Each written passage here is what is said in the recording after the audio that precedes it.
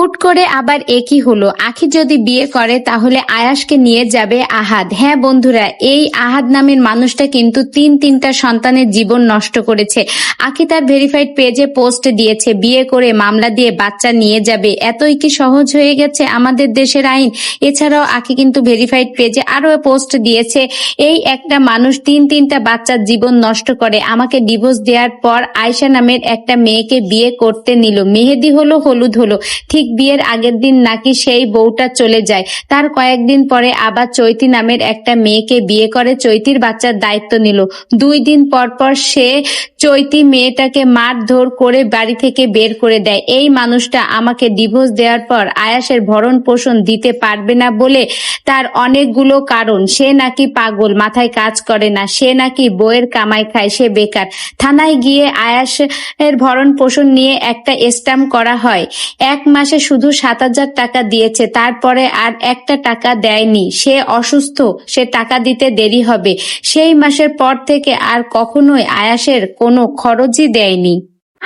ঠিক ওই সময়টাতে সে আমাকে অনবরত সারাদিন খালি ফোন দিত, যেন আমি তাকে পুনরায় বিয়ে করি, আমাকে আলাদা রাখবে, আমাকে নাকি মিস করে, আরো অনেক কিছু। ছেলেকে দেখার জন্য কল দিয়ে এগুলো আমাকে বলতো। এই ব্যাপারগুলো আমার কাছে ভালো লাগে নাই, তাই আমি বলে দিছি ছেলের কোনো ভরণ পোষণ লাগবে না, আর কাবিনের টাকাও মাফ করে দিলাম।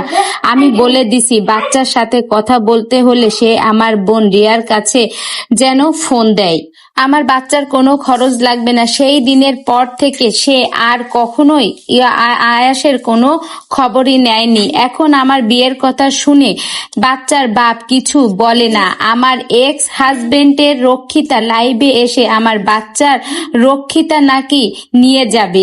এই রক্ষিতা আগে নিজের বাচ্চার খোঁজ নিস, তারপরে আমার বাচ্চা নিতে আসিস। আকসা কি দোষ করেছে? আকসাকে আনিস না কেন? আকসা তো আহাদের সন্তান, খালি আয়াসকে নিয়ে মরছিস কেন? তোর নিজের ভাত খেতে ভাত পাস না, আবার নিবি আয়াসের দায়িত্ব।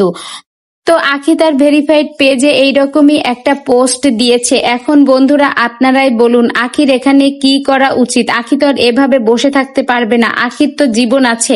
আখি বিয়ে করবে, তা নিয়েও আহাদের জ্বালা। আখি যদি বিয়ে করে তাহলে নাকি আয়াসকে নিয়ে যাবে।